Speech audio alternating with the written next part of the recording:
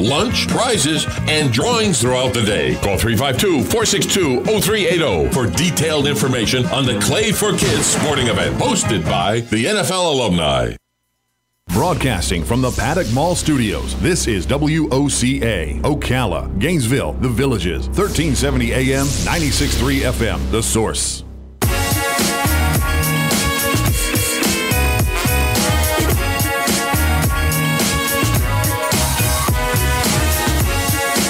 All right, 25 minutes before 10 o'clock. Thank you for tuning in. Nice looking Monday. We got a beautiful day out there, Robin. Have you ever hung out with the NFL alumni, Robin? I was privileged to do it a couple of times. Thanks to It's a fun group. Fun group, right? Yes, indeed. If you told me when I was younger, you're going to hang out with the NFL alumni, I would have said, come on. I'd never hang out with those guys. There's no way. There's a big wall between us and them, isn't there? Well, there's a granite table between us right now. Don Nottingham and Phil Smith are here from the NFL Alumni Group, and they're here to promote the event you just heard Joe read an ad for, which is for the Clays for Kids, which is an amazing opportunity for all of us to have fun and at the same time contribute to Champions for Champions to help special needs kids in our community. So good morning, Don. Good morning, Phil. How you doing? Doing great. How are you this morning? Wake him up. He didn't hear the snap count. I didn't. You don't have your red and black shoes on, so I don't know which way to go, right or left, according to Phil. Oh, okay. That's the way that goes. But how you guys are working to help the kids in our community? How many children do you think actually get helped right in Marion County from this? I guess they're, according to what Maria's telling me, we've got just a little over 1,000 families that we deal with, across everything that we do. And I'm not quite sure that that's the entire population. I think there are more people that just, because of costs and because of just not knowing about what's going on, that they probably actually go other places to try to get their help. So part of what we want to do is make sure that we make everybody in the county aware of the facilities and the effort that's going on to make it available to anybody that lives in our county and make it available in something without draining their pocketbooks. That's the kind of the key question. There's a lot of extra costs involved when you have to have extra added supervision for everything. Right. I think it's a misstated thing to say kids too. I mean, the people who you help, they could be 50, 60 years old, right, or more. Exactly, and my point is that Maria and Diane, all of our volunteer ladies and gentlemen that give us their time, and it's kind of important for me to let everybody understand nobody's taking any salaries for this. This is all volunteer work. Right. So we want to put things together that make sense in the community, that the families know that if they bring their child to us for an event, that the child's going to be safe, it's going to be well looked after. And they're going to hopefully walk away with that really good feeling of inclusion and try to help build the self-esteem. We want to make it enjoyable. That's what life should be for everybody. So you have an event like the Clay Shoot, and it's obviously a fun event. People who participate spend their money on that, and then the Robinson Ranch, in this case, what do? They turn it over to you so that you raise a few dollars? They step up and basically turn their whole entire facility over to us for that day. Right? Wow. Obviously right at the beginning, everybody's going to be walked through a little short safety course, so make sure that there's absolutely no chance of anything accidental going on. But the bottom line is, I think it's kind of a hallmark of what we've done with our NFL alumni group is we like to get out of the community and we like to do good things and do positive things and raise money to help facilitate these things. But while we're doing that, we want everybody to have a ball. We want them to have fun. We want them to walk away with a smile. And you do have fun. Yeah. We want them to think about it a month later, 3 months later, 6 months later. Boy, that was a neat story that Jim Kick said. That was really a great story that Joe Smith said. And this is kind of neat that the old guys that I know in the NFL, we're nothing special, but we do have a lot of pretty cool stories and real stories, and we have we can inject a little bit of humor into things. It's like you might notice that Phil played defense, and he's always picking on me because I played offense. Mm-hmm. Not just because he was always on his back; he couldn't help it. But I knew that was coming. But a big target. But yeah, the bottom line is that and Marion County has been very good at coming out and supporting this thing. So what we want to do is show people that our bucket with Champions for Champions is worth putting some money in. Yeah, and manpower too. You exactly. Look for volunteers as well. We rely totally 100% on volunteers, and to do that means that we need people to be able to step up. If they can give us 1 day a week, 1 day a month, a couple of hours when they've got it. Mm-hmm. My feeling is that they're gonna get back more than they give. They're always going to get back more than they give when they see the results and the fruits of their labor, so to speak. Yeah. Everything that Champions for Champions does, all the programs that they run, are funded by donations for people in the community, by special events like Clays for Kids out at Robinson Ranch. Golf tournament that we have. We're thinking about adding a bowling tournament. But this is all funded through people coming out and joining us at events like Clays for Kids, and sponsoring the event. We have about I would say 10 or 12 different sponsor levels for people in the community that would like to get involved with us, and that's where we make our money, is through our sponsors. Right. What we charge the people to participate in the event, we really don't make a lot of money on that because, like Don said, we want to make sure when people walk away from that event, they walk away with more than they paid for. And through a lot of friends of ours from a lot of years back, people that work in China, I mean, we're able to get gifts and things for these people that, a $40 item we can probably buy for $5. A $40 item that you would pay at retail. Sure. And shirts and hats and tumblers and things like that. So we have a lot of friends from a lot of years in the NFL that also help us behind the scenes to get gift items. And some of the people donate this stuff to us. Oh, wow, okay. We had one sponsor last year donated nice windbreakers to us for, 140 people, I guess. Wow. So, that kind of thing is what we rely on from businesses in the Ocala area. And since we're only, Don and I have only been doing this now for 4 years, this the Clays for Kids, this is our fourth one. And we're starting to finally get the recognition that we need for people to step up and help us. And we do that by word of mouth, people coming out to the event and having a really good day. Right. And Big Lee, of course, does our barbecue out there. And anybody in this Marion County who's ever had Big Lee's barbecue know what I'm talking about. But he's dedicated his help to us for all 4 years that we've done this. So everything we do, we try to make sure that people get more than they pay for the event.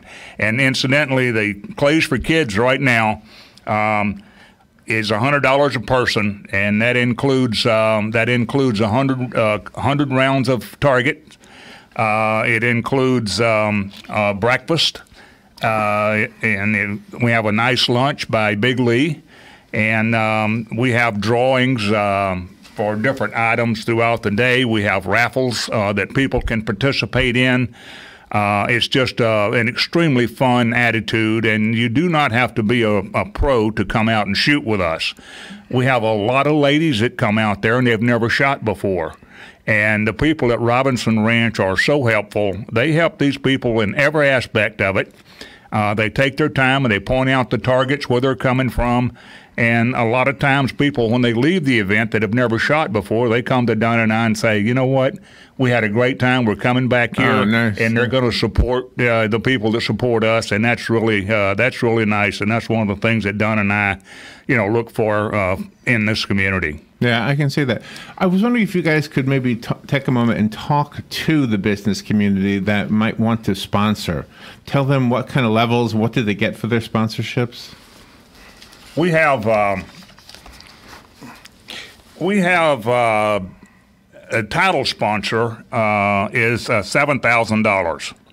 And what the title sponsor will get for $7,000, they get a station sign.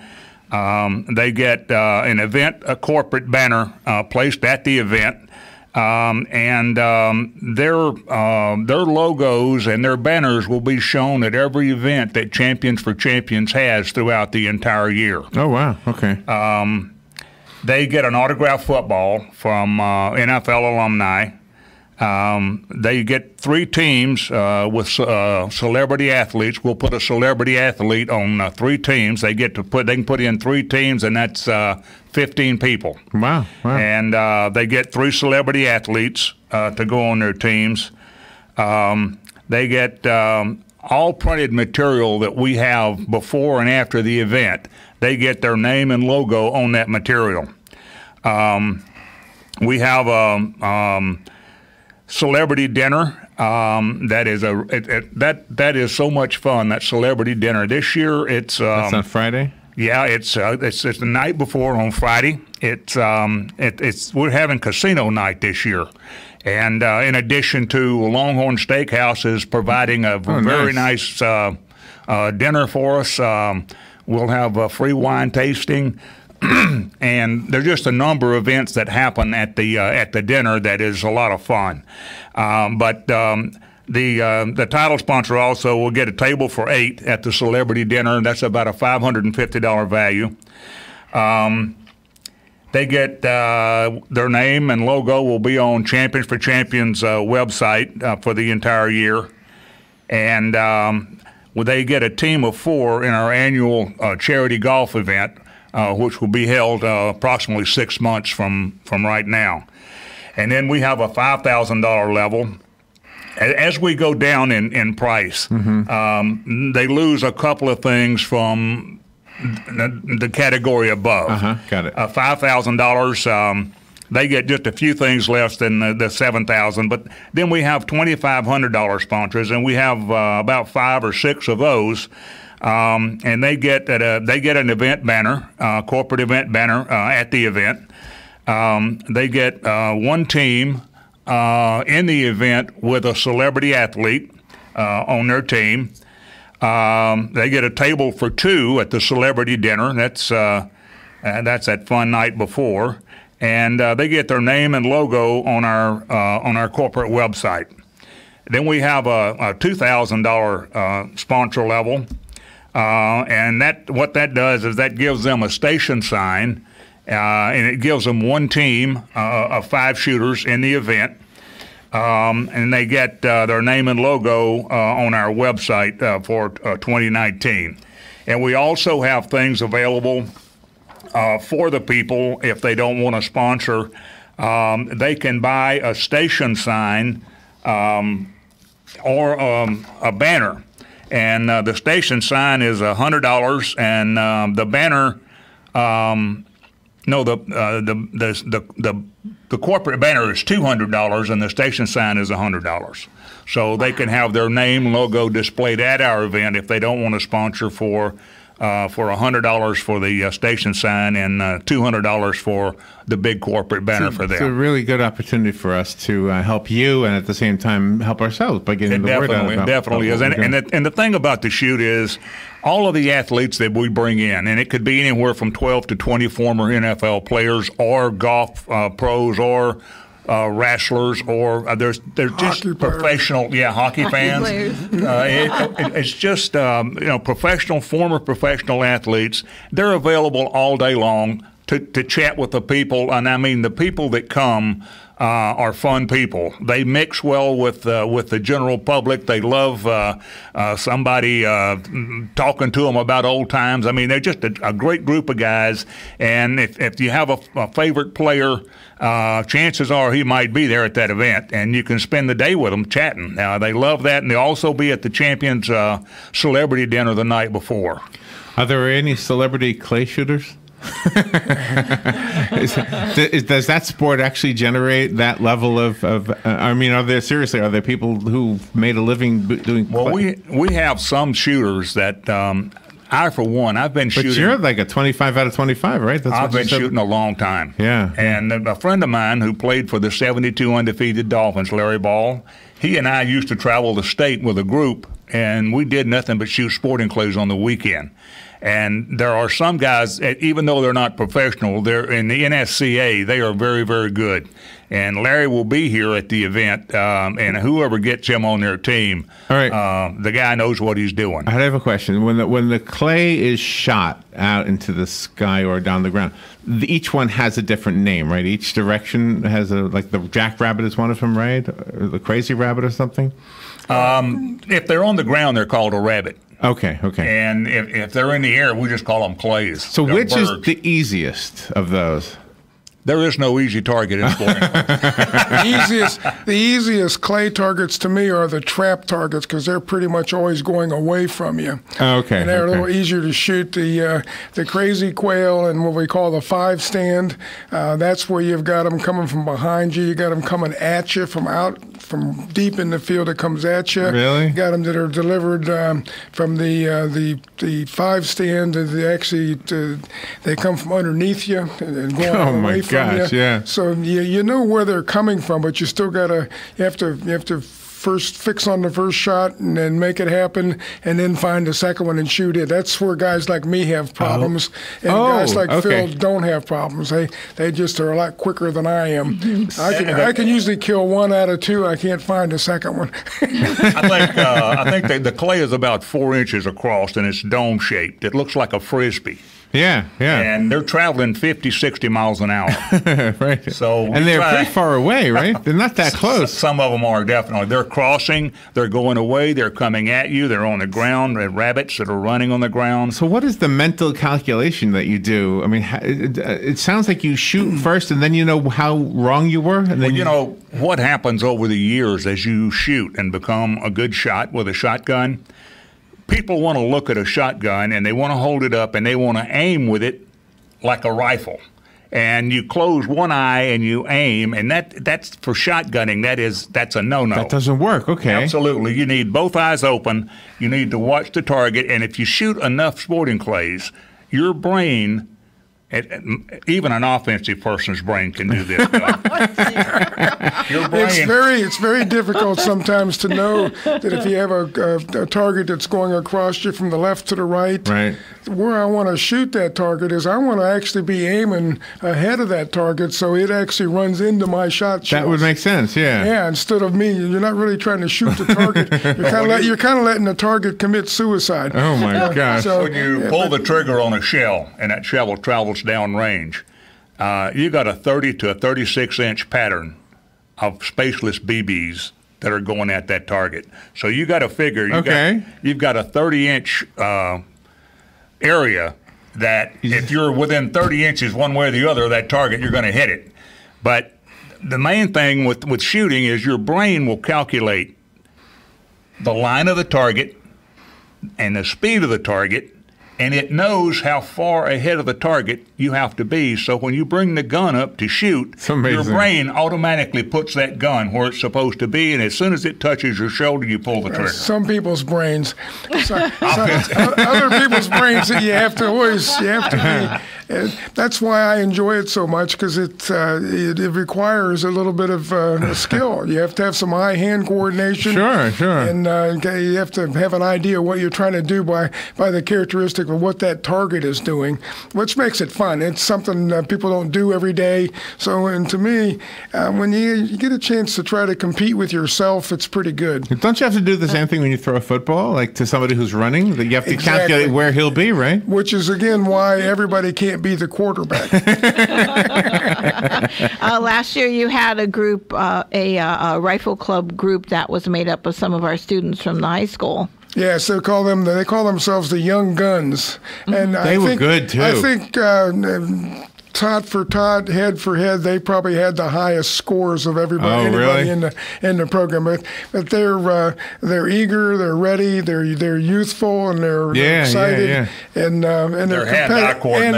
they're competitive. So they come out and do it. And if I was going to bet on a team with my money, it would be those kids. Go ahead, I'm sorry. And that's one of the important things is you have to be professional, you have to be focused, you can't really goof around. You have to know this is a dangerous. Well, the people at Robinson Ranch, they have built special stands for us for this year, and it'd be virtually impossible to shoot someone because those people and every employee out there is looking at every aspect of shotguns, people holding them, and what's going on.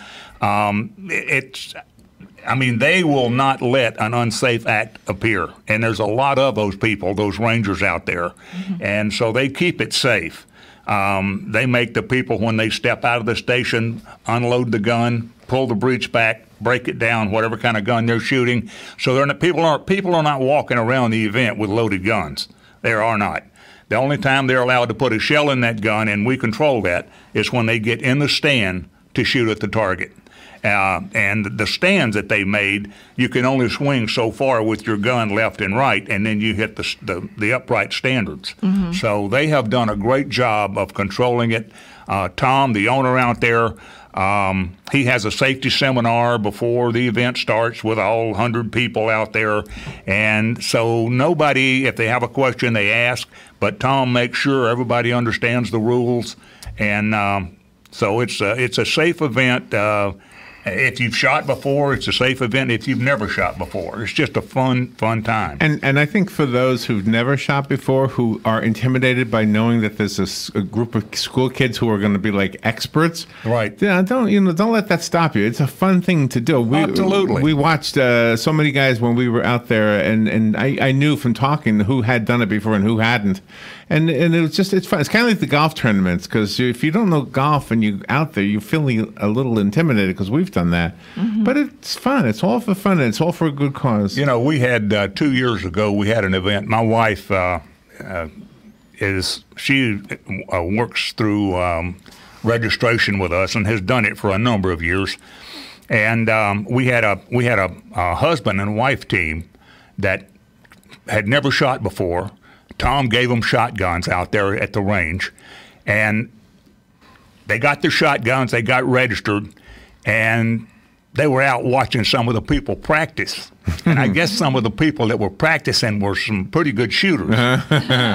So she came back over to registration, and she told my wife, Lynn, she said, you can keep, our entry fee, but we feel intimidated by some of, because we've never shot before. And my wife said, listen, she said, give it a shot, give it a try, just go out there and listen to what they tell you and have a good time, and try one event, and if you don't like it, come on back and we'll talk about it.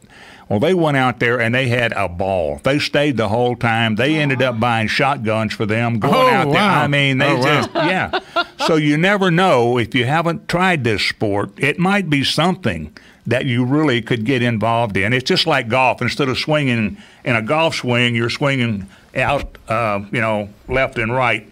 It's pretty much like golf, because anything you do with your swing can mess you up with the score. Are the rules that we need to know, like you have to have your own gun, right? But are all the rules on your website? The rules, no. No, okay. No, we my goodness, there's too many rules. Oh yeah. But you do have to have your own gun. That's. Well, it's nice if you have your own gun, but Tom has a limited supply. Oh, he does. Okay. Of shotguns that he absolutely he rents them to people who don't have one.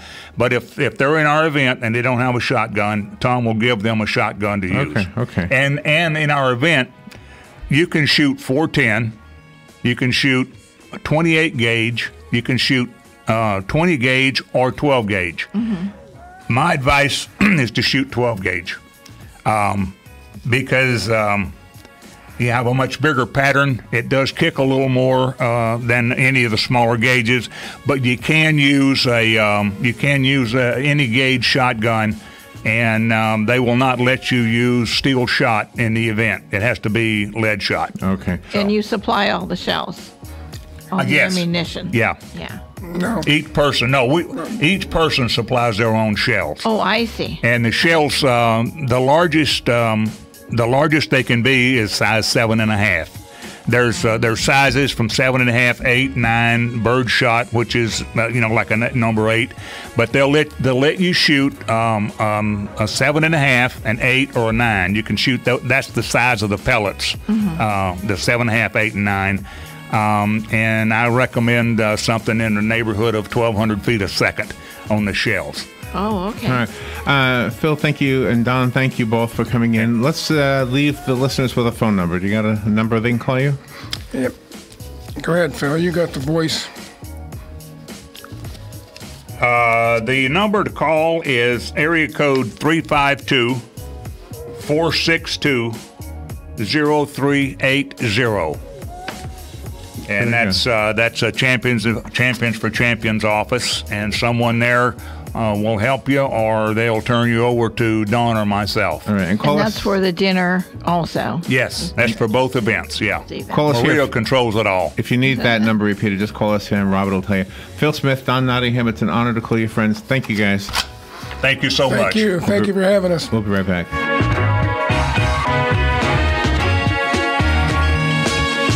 Broadcasting from the Paddock Mall Studios, this is WOCA, Ocala, Gainesville, The Villages, 1370 AM, 96.3 FM, The Source.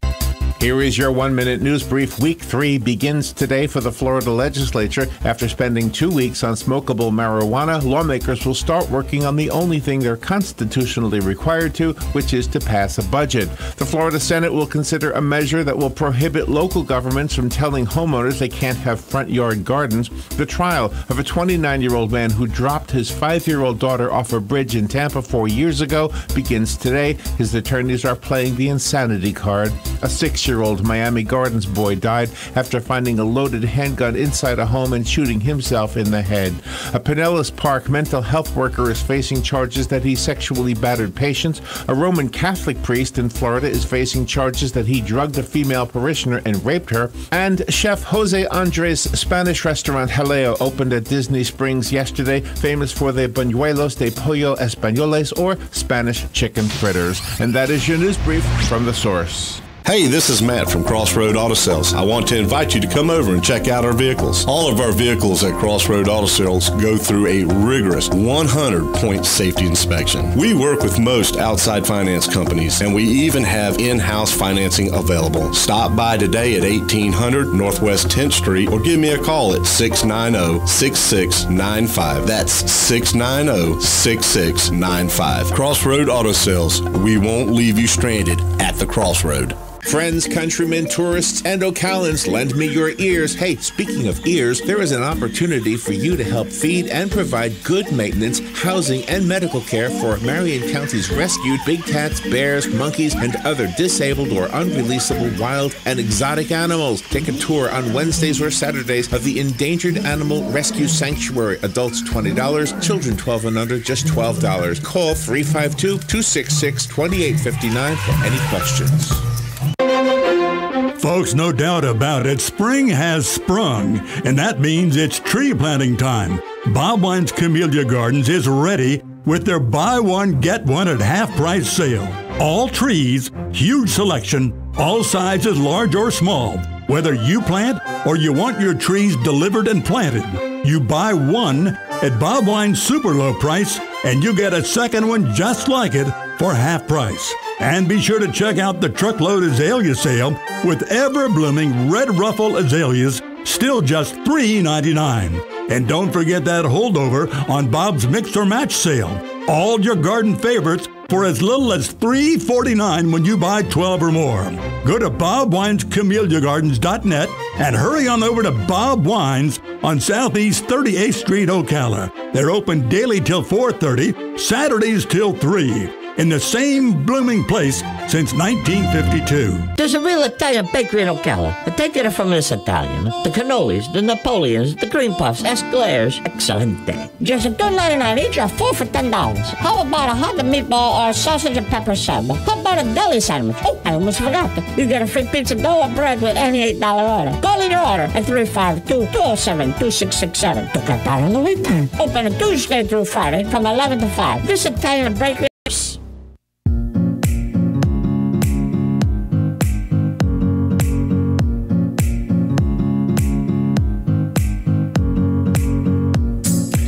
All right, 5 minutes after 10 o'clock. Thank you for tuning in. When after my mom died, I had to go over to her home. I'm not saying the day after she died, but sometime after she died, I went to her house and I went through all of her things well, we had to sell the house and we had to pretty much figure out, what we're going to do with all of her stuff.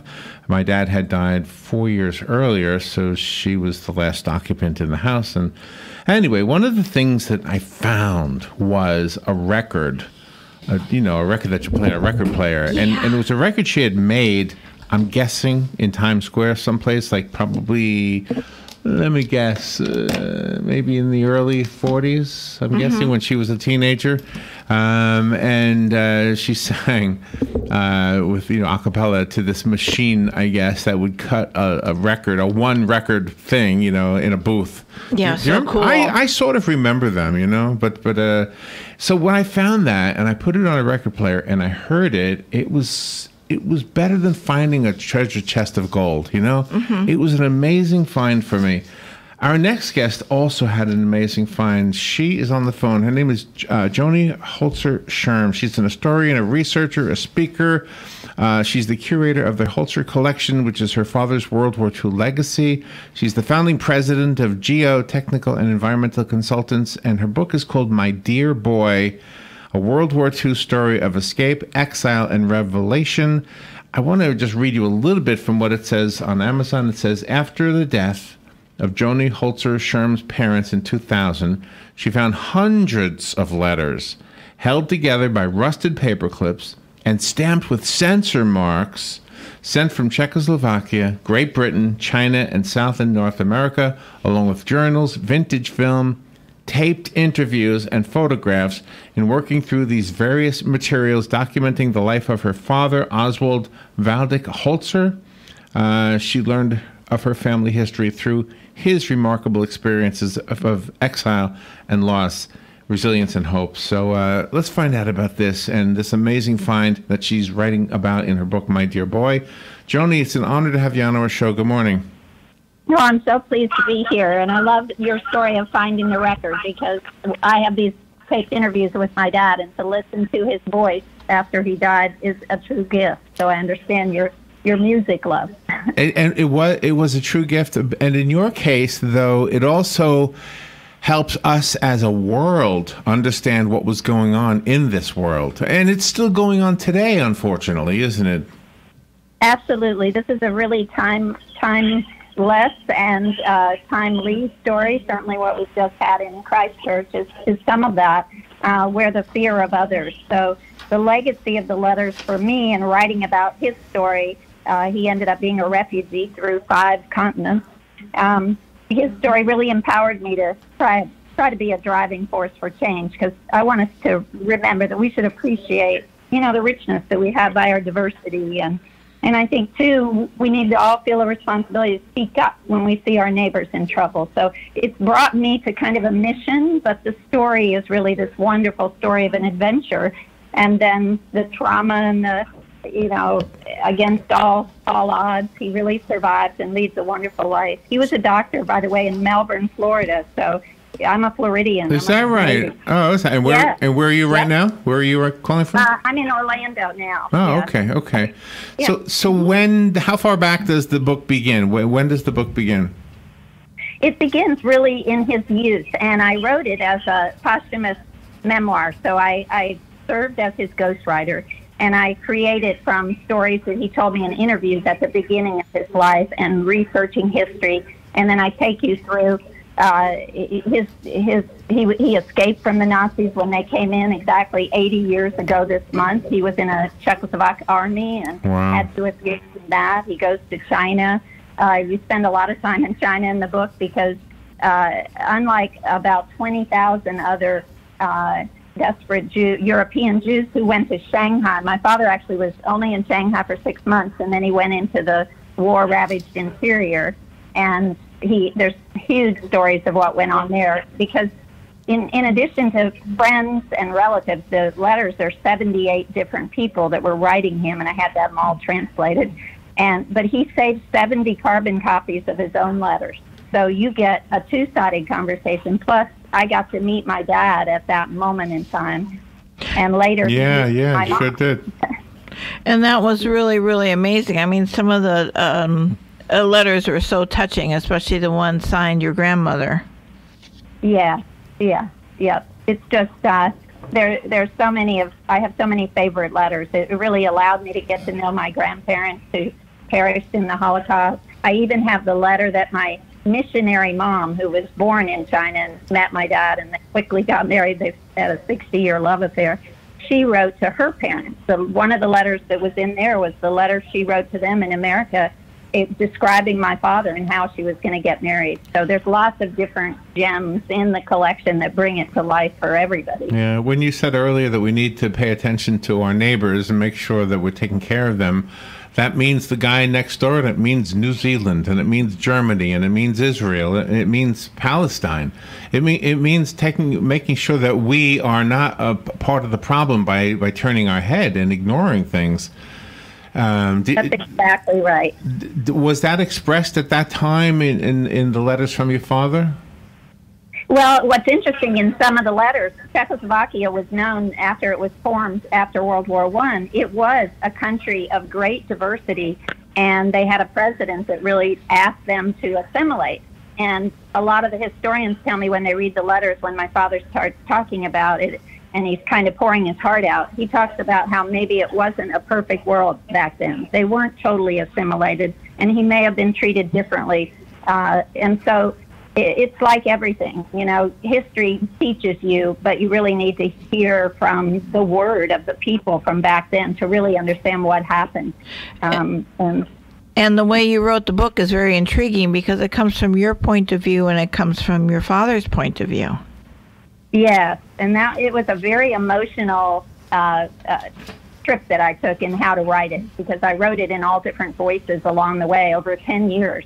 Mm-hmm. And I actually wrote another book in the middle of that, Adventures Against Their Will, which is about 7 of the letter writers that I went in search of. But then I came back to my dad's story, and because he mentioned in several of the letters that he intended to write his own book, and I knew he hadn't, I felt like I needed to do this for him. It was his legacy, and so I finally arrived at that. And it was emotional, but everywhere in there I can tell you where I got the different pieces of it, whether it was in a journal he wrote or a letter or the history that I was trying to put in there that I knew he would be aware of, not him thinking ahead and knowing later, but really what he knew then. And he also did some illustrations. He did. He really was a Renaissance man. He was a very good photographer. I have beautiful photographs from China when he was there. And also he was a caricature artist. And there's about 22 drawings that he did, and they're all just amazing. I like his camel. That's fun. Yeah, I love that too. So I often think and hope that in today's world, with the advent of social media, that young people are communicating with other young people in countries that are supposed to be taboo for the rest of us. And they're finding out that, the kid who lives in Iran is just the same as the kid who lives in Detroit, and I'm hoping that that's happening. I don't know if it is, but I'm hoping it. But in our generation, when we learned about Anne Frank, we read about somebody who sounded just like us.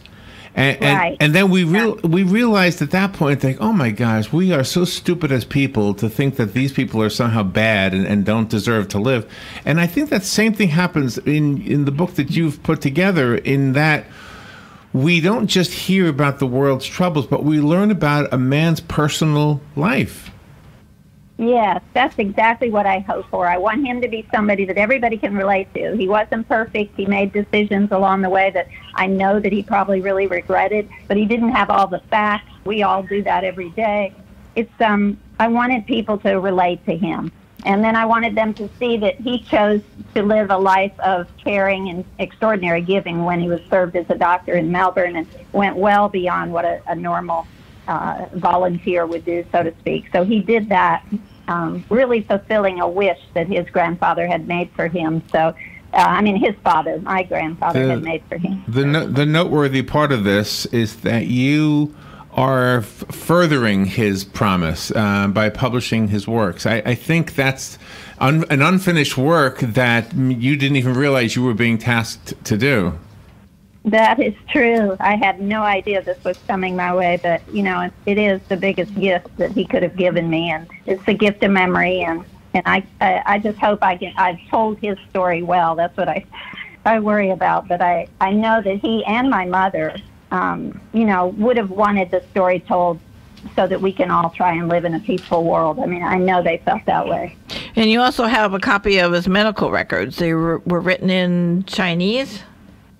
Yeah, there are all kinds of things in Chinese. So I had to have not only Czech language people who could translate, but I also have a Chinese professor at Rollins. He's a history professor, Yuxing Yao, and he actually helped me get through understanding Chinese culture, the language, society in general, and what their role was during World War II and what happened to them. Of course, they were at war with the Japanese. So there were a lot of threads I had to figure out how to write into a story without bogging you down with too much history, but enough that you could really understand. And I really wanted high school students particularly to be able to read this and learn from it. So tell us a little bit about your dad, the personal part of his story. He was born in Czechoslovakia, am I right? He was actually born when it was Austria-Hungary, and then when he was 7, it turned into Czechoslovakia being formed. And then he lived in Prague when he went to medical school, got his degree there. And then there was compulsory service in the Czechoslovak army at the time. So he served there, and then the Nazis came in. So his life turned upside down. He ultimately lost 44 relatives in the Holocaust along the next few years. My gosh. How did he write about that, the loss of relatives? And when did he find out about that?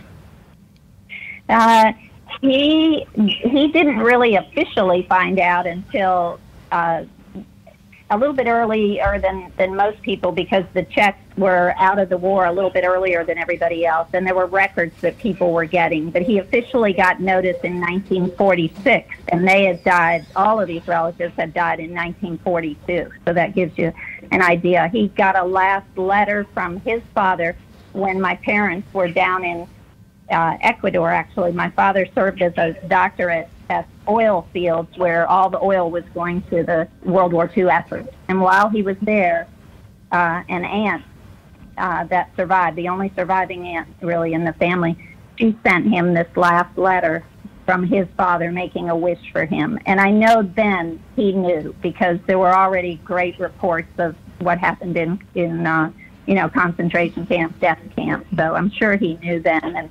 And that's really the hardest part for me in the story was knowing that exact moment. I had the letter. I knew how he felt when he left the Czech lands. I knew how he loved that. But there's so much you have to think about in the story. Did your investigative nature come from him? Did he also have an investigative nature? I think it might have been more my mother, that investigative nature. I know my father he was a great storyteller, so I have 7 hours of interviews of him telling stories. So that helped. How were you able to listen to the audio? What form did it come on? It came in the old-fashioned tape. He did it in 1989, so it was, put in a cassette tape. But then I took it to a company that transformed it into the modern way that I could listen to it. And, of course, all of it had to be transcribed. And only about, I would say, a third of the 7 hours deals with this period of time. And Larry, you asked about him talking. He never said much. We knew my grandparents and my great-grandmother had died in the Holocaust all our lives, but not until 1993 when Schindler's List came out did my brother, sister, and I learn that there were actually 44 relatives who perished.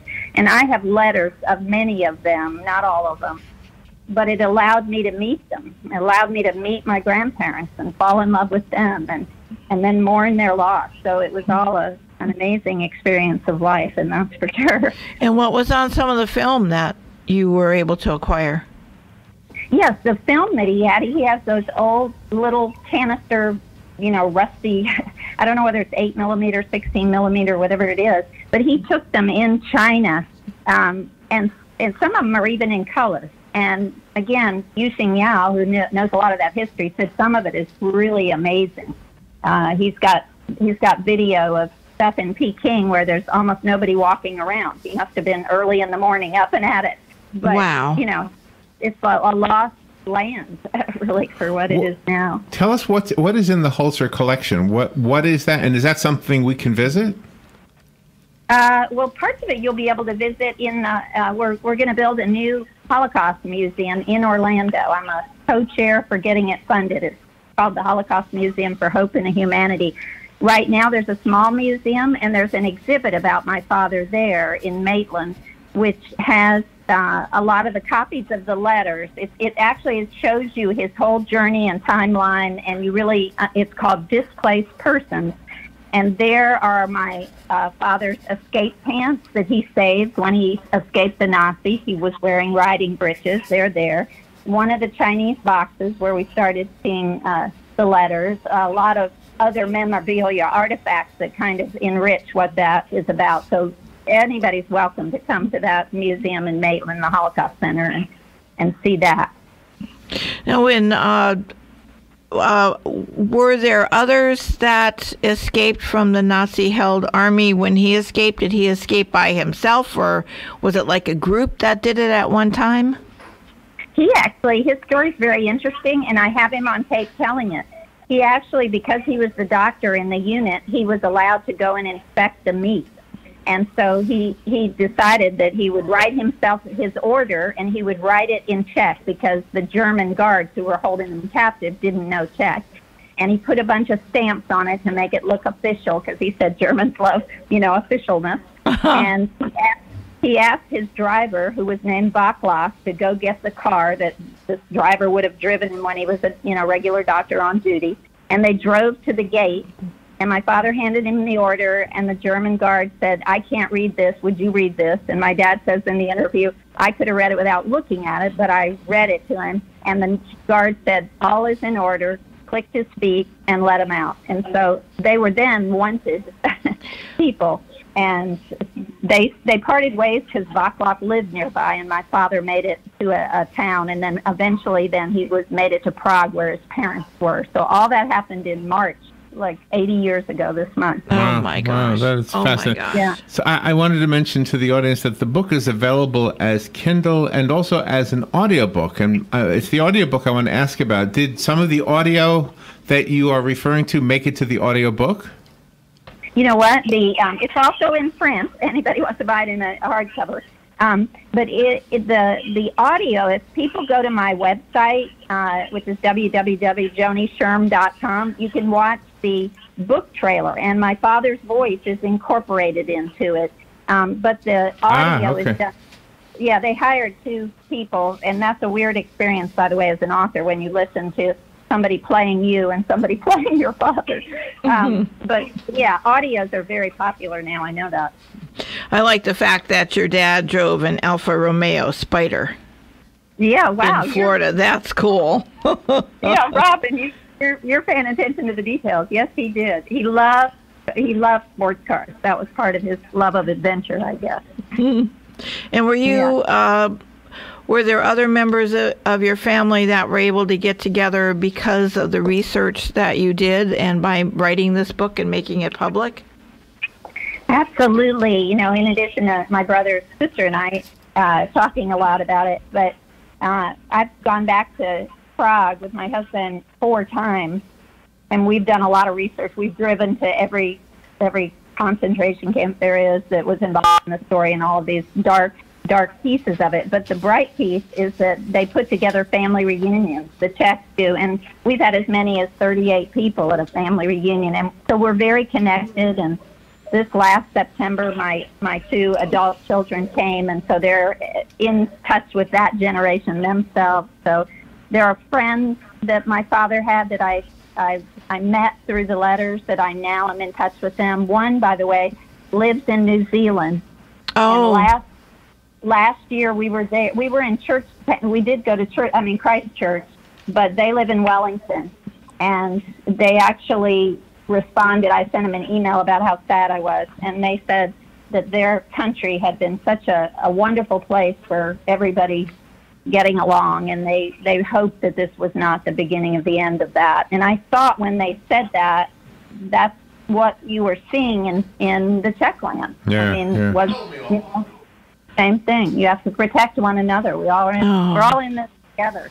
Gosh. Yeah, it's a reminder from the past that the present is not that different from the past, and we really need to pay attention to what we did wrong back then and what we need to do to prevent it from getting any worse now. Is there a point in when you were going through all the things you found where your father seemed to be at peace finally? Was all the stuff he went through, was there a moment that is documented that you said this is when he starts to actually not have to worry about all that stuff that's probably built up in his emotions? Yeah, it's really interesting because my mother and father, in one of their letters, I realized they wanted to go back to China, and they wanted to open a charity hospital and a school together. Oh, really? And then, and then the communists took over, and they couldn't do that. And then there's a letter that shows they wanted to go back to Czechoslovakia, and then the communists take over there. And so that's when they decide to come to Florida. My father gets a job in Florida, and that's the beginning of where they live the rest of their lives. I think that was probably when my father knew he had to build just a new life, and he was a proud American. Oh, were you born in Florida? Were you born here? Yeah, I was born actually in Chattahoochee. He got a job as a doctor in the hospital there, the Florida State Hospital, which were for the insane. So. Yes. Oh my God. Since you're doing this endeavor in Orlando for the Holocaust Museum for Hope and Humanity, that is really going to help future generations realize that there really was a Holocaust, and that this is a very, very important part of our history, the world history, that should never be forgotten. Sometimes I think people are forgetting about it. Or denying it. Yeah, I'm afraid that. Yeah, they show that in polling, even that young kids don't even know the name of Auschwitz. It's unbelievable. But the great thing about this Holocaust Center is it will embrace everybody. It does now. They do a lot of interfaith work. I have a foot in both camps, the Jewish camp of my father and the Christian. And so I realize how important it is to see ourselves as one. And they also run a program called the Upstanders, which is an anti-bullying program, which touches the youngest kids in school and teaches them about, you don't want hatred. You want to build a world without hate. And Absolutely. So I think it's a great thing. And we can meet you on April 7th? April 7th, yes. That's the opening at that exhibit. I would love for you to come. We'll have to make it down wonderful. There. We're not that far away. All right, I have a copy of the book, My Dear Boy, a World War II story of escape, exile, and revelation. If you would like the copy that Joni sent us, call me right now, 622-9622. I'll pick one caller at random, and your name will be put in the book, and it'll be waiting for you here at the station. The rest of us have to go buy it. I found it on Amazon. And can I buy it on your website? No, but through Potomac Books, if you want to buy there, but Amazon also. And really, you can request it, and any bookstore will get it for you if you want to do it that way. Correct. Okay, let me give this one away. Good morning. You've got the book. Who's this? Sonny. Sonny, you got the book. All right, thank you. I'm looking forward to it. Yeah. And I had some relatives that went through some of the experiences during World War II also. Oh, nice. Okay, I think you're going to love this one. All right, thank you, Larry. You're welcome. Thank you, everybody.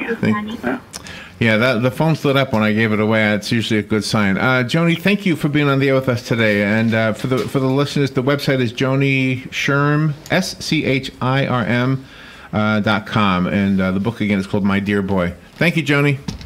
Thank you so much. Bye. We'll be right back.